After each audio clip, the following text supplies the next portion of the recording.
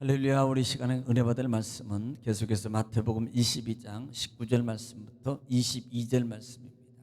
은혜 받을 말씀은 마태복음 22장 19절 말씀부터 22절 말씀입니다. 우리 다 같이 믿음으로 합독 은혜 받겠습니다. 시작. 세금 낼 돈을 내게 보이라 하시니 데나리온 하나를 가져오건을 예수께서 말씀하시되 이 형상과 이 글이 누구의 것이냐 이르되 가이사의 것이니이다. 이에 이르시되 그런즉 가이사의 것은 가이사에게 하나님의 것은 하나님께 바치라 하시니 그들이 이 말씀을 듣고 놀랍게 여겨 예수를 떠나가니라. 아멘. 아멘. 사랑의 아버지 감사합니다. 간밤도 주님 은혜 가운데 우리를 보호하시고 쉬게 하시며 또 한날을 허락하시고 이 시간도 하나님 찬양하며 예배하게 하시고 하나님의 말씀에 은총을 아버지 입을 수 있는 귀한 시간 주신 아버지 감사합니다. 하나님의 말씀은 생명이요 능력이요 치유요 응답이오니 이 시간에 하나님 생명과 치유와 응답의 역사가 하나님 말씀을 통해서 우리에게 풍성하게 이루어지게 하옵소서.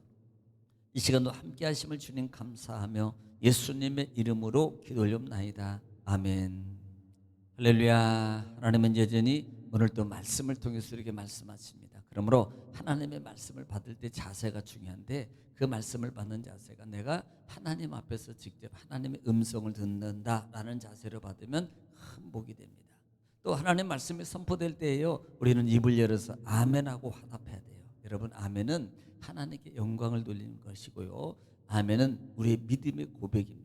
그러므로 하나님 말씀이 선포되고 읽어질 때마다 아멘하여서 여러분 하나님의 말씀에 여러분 능력을 체험하는 여러분 되시기를 다시 한번 주의 이름으로 축원합니다.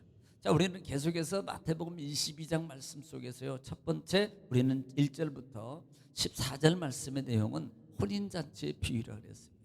임금이 자기 아들을 위해서 혼인잔치를 베푸는 것이 천국이다. 그리고 그 청함을 받는 자들이 결국은 거절하게 돼요. 그리고 그 결과는 거절의 결과는 청함을 거절하는, 다시 말하면 기회를 거절한 자에게는 정말 영원한 형벌에 따른다, 형벌이 이루어진다라는 말씀을 통해서 우리가 교훈을 받았습니다. 또 하나는 복음의 사명의 하나님의 은혜의 복음의 사명의 역사가 누구에게 선택받은 이스라엘 백성들에게 있었지만 그들에게서 받아들이지 아니함으로 말미암아 결국은 이방인에게 넘어간다. 마치 1세대 출애굽 당시에 1세대들에게 하나님의 약속이 주어졌지만 그들이 하나님 말씀을 순종하지 않냐고 원망하고 불평할 때에 결국은 그 축복이 가나안의 축복은 이스라엘 백성, 다시 말해 2세대에게 주어졌다라는 말씀 우리는 꼭 기억하시기 바랍니다. 그러므로 우리는 날마다 기회 있을 때 여러분 기회를 잡아서 하나님의 은총의 응답의 축복의 기적의 여러분 역사를 빼앗기지 않기를 다시 한번 주 이름으로 축원합니다. 자, 두 번째 우리는 15절 말씀부터 지금 이 바리새인들이 모략이라고 그랬어요. 바리새인과 서기관들이 자기네들이 해봐야 안 되니까 결국 머리 맞대고 그들이 그냥 상의하고 논의하고 한 결과가 뭐냐면은 결국은 그들은요 예수님을 말로 말미암아 좀 어떻게 공격을 해봐야 되겠다라는 결론을 내리고 어떻게 그들이 이행을 하냐면 자기들의 제자들입니다. 자기들 제자들하고 그 다음에 그 당시에 헤롯 당원들하고 예수님께 보냈더라 그랬습니다.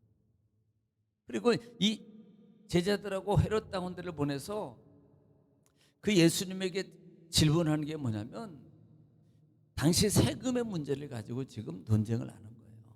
그 세금은 자 이렇게 물어봅니다. 그들이 이 가이사의 세금을 바치는 것이 옳습니까? 그다음에 바치지 않는 것이 옳습니까?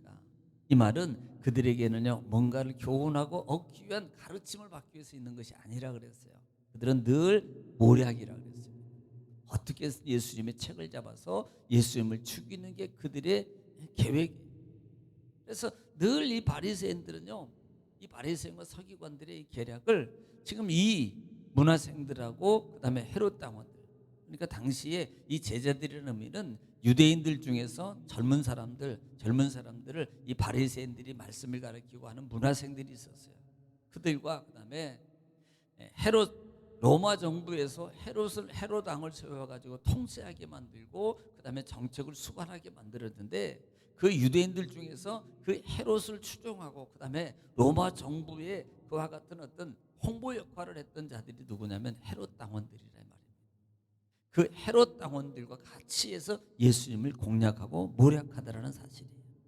자, 그때 예수님께서 사실 여기에 대해서 예수님은 뭐라고 대답하냐 말씀입니다. 왜냐하면 이 대답이, 질문의 대답이 너무나도 중요하기 때문에 그래요. 왜냐하면 잘못 말하면 지금 나라에 대한, 로마에 대한 반역자로 몰리게 되고 결국은 사형을 당하게 돼 있어요. 지금 그들은 그걸 노리는 거거든요. 또 반대로 만약에 이 세금을 내야 된다 그러면 이 세금을 내야 된다는 그 말에 의해서 지금까지 선지자로 신뢰하고, 그 다음에 때로는 세속적으로 본다면 로마의 정부로부터 우리를 해방시킬 자로 지금 여기고 쫓아다니고 따르는 무리들이 있습니다. 그런데 그 무리들에게 원감을 사게 될 수 있고, 그다음에 신뢰성을 잃어버리게 함으로 말미암아 그들을 바리새인 쪽으로 향하게 하는 역할을 할 수 있는 계기가 되길 수 있기 때문에 이들의 질문을 그렇게 던진다는 거예요. 그때 예수님은 이미 18절 말씀에서 그들의 악함을 아시고 의도를 아신다는 거예요. 하나님은 이미, 예수님은 우리의 속마음을 다 알고 계세요. 하나님은. 그러니까 우리는 우리 마음과 모든 걸 다 숨길 수 없어요. 하나님은 모든 걸 아세요. 그런데 이 말을 우리가 잘 남용하면 안 된다 그랬어요. 잘못 당하면 그래, 하나님은 내 마음 다 아시고 중심을 아시는 분이야. 여러분, 이 말을 여기다 써먹으면 안 됩니다. 그러니까 항상 우리는 신앙의 기본적인 원칙이 말씀의 바탕을 잘 알아야 된다고 말씀을 드렸어요. 자, 그러면서 오늘 19절 말씀입니다. 자, 세금 낼 돈을 내게 보이라 하시니 데나리온 하나를 가져왔거늘 그랬습니다. 지금 예수님께서 그들에게 다시 반문하는 거예요. 야, 세금 낼 돈 하나 가져와. 그러니까요, 이 세금 낼 돈을 가져왔어요. 이 세금 낼 돈이 뭐예요? 그 단위가 데나리온이라. 어제도 말씀을 드렸지만은 이 데나리온은 로마 화폐예요. 로마 화폐. 이 로마 화폐 단위로서 은으로 만든 동그란 주화입니다. 동그란 주화예요. 그래서 당일 이 한 데나리온은 그 당시에 한 사람이 일일 품삯에 해당하는 거예요. 뭐 예를 들면 일일 품삯이 남성 기준으로 했을 때 요즘에는 한 15만 원 된다고 쳐요. 그러면 이 15만 원 정도 되는 이 화폐의 동그란 이 화폐거든요. 그러면 1년에 이 화폐를 이 세금을 1년에 한 번 15만 원만 내면 되는 거예요. 15만 원. 1년에. 또 우리가 알아야 될 게 있어요. 이 화폐는 말이에요. 화폐는 앞뒤로 가이사의 형상이 새겨져 있습니다. 가이사의 형상이. 또 그 화폐는 글자가 새겨져 있는데 이게 중요해요. 이게 형상이 새겨진 것도 중요하지만 그 새겨져 있는 이 글자에 새겨져 있는 뜻이 중요합니다. 제가 뭐 이거 한번 읽어보면 타카 이르사데비 아복 파복 스트부스. 이거 참 나무나라 말은 힘들어요. 하여튼 뒷면에는 폰티브 막심이라는 글자가 써 있는데 이 뜻이 뭐냐? 여러분 앞에 건 다 잊어버리시. 이 뜻이 뭐냐면 이게 무슨 말이냐면 신의 아들이란 말이에요. 신의 아들 티베리우스 황제라는, 중요한 게 신의 아들이란 말이에요. 신의 아들. 또 뒷면에는 신의 대리인 황제가 너에게 평강을 준다라는 말이에요. 그러니까 이 화폐는 뭐가 담겨져 있어요? 지금 단순히 화폐라는 의미가 담겨져 있는 게 아니고 자기를 홍보하고 자기가 신이야. 내가 너에게 평강을 주는 신이야. 이게 뭐가 신성모독이에요. 결국은요, 엄밀히 영적으로 깊이 들어가면 이 화폐를 주로 다 사용하고 추종하게 되면 결국은 뭐예요? 우상과 관계가 있는 거란 말이에요. 사실은 그런 의미를 지금 담고 있는 거예요. 그러니까 어떻게 보면은 영적으로도 보면은 하나님 앞에도 이것이 문제가 될 수 있는 거거든요. 하나님 앞에. 그래서 사실 이스라엘 백성들이 보통, 여러분 이스라엘 백성들이 남자가 태어나면 그다음에 이스라엘 백성들은 하나님 앞에 성전세를 바치거든요. 성전세를 꼭 바치게 돼 있어요. 여러분도 꼭 바치는지 모르겠지만 이 성전세를 바치게 되는데, 이 성전세를 바치는데 사실 데나리온을 드려야 되잖아요. 근데 이스라엘 백성들은 데나리온을 드리지 않았습니다. 그래서 예수님께서 그 전장 보면은 성전에서 돈 바꾸는 자, 비둘기 파는 자라 그랬어요. 그러니까 그때 돈 바꾸는 자가 로마 화폐 돈을 지금 셀라, 즉 유대인의 히브리인들의 돈으로 바꾸어주는 거예요. 왜? 하나님께 드려지는 이 돈이 결국은 거기에 우상적 개념이 담겨져 있거든요. 그러니까 그 돈을 하나님께 드릴 수가 없는 거예요. 그래서 성전에서 돈을 바꿔가지고 하나님, 다시 말하면 유대인의 돈으로, 단위의 돈으로 바꿔서 하나님께 헌금을 하는 거예요. 여러분, 이런 의미가 담겨져 있는 거예요. 자, 그랬기 때문에 20절 말씀부터 봅니다. 예수께서 말씀하시되 이 형상과 이 글이 누구의 것이냐. 21절 이르시되 가이사의 것이니이다. 이에 이르시되 그런즉 가이사의 것은 가이사에게, 하나님의 것은 하나님께 바치라 하시니.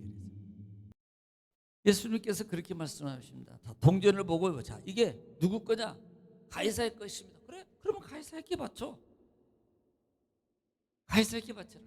기가 막히게 예수님은 지금 그들의 질문에 대해서 답을 하시는 거예요. 왜냐하면 여러분, 이 말씀 속에서 우리가 주시는 교훈도 있습니다. 여러분, 이 말에는 두 가지 의미가 또 하나 의미가 담겨져 있어요. 가이사의 것은 가이사에게, 하나님의 것은 하나님께라는 의미 속에는 두 가지 의미가 있어요. 우리가 구별적인 삶을 분명하게 해요. 예.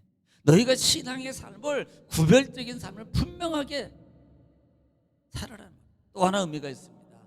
믿음의 사람이 이 세상 속에서 살아갈 때 빛의 역할을 감당해야 되는데, 이 빛의 역할의 삶의 모습은 어떤 것이냐? 하나님의 이름을 욕되게 하지 마라. 그러니까 우리가 대한민국에 살아났어요. 예수 믿어요. 예수 믿으면 직장 생활해요. 그러면 직장 생활하면서 하나님 욕먹지 않게 생활하라. 사회생활이든 가정생활이든 정계생활이든 어떤 것이 마찬가지입니다. 예수 믿는 사람은요, 정말 어디 가서든지 하나님의 이름을 욕되게 하지 마라. 여러분, 자녀들이 예의 바르지 못하면 사실요, 부모가 욕먹어요. 교회 성도들이 밖에 나가서 잘못 생활하면요, 교회가 욕먹는다니까요. 목사가 욕먹어요.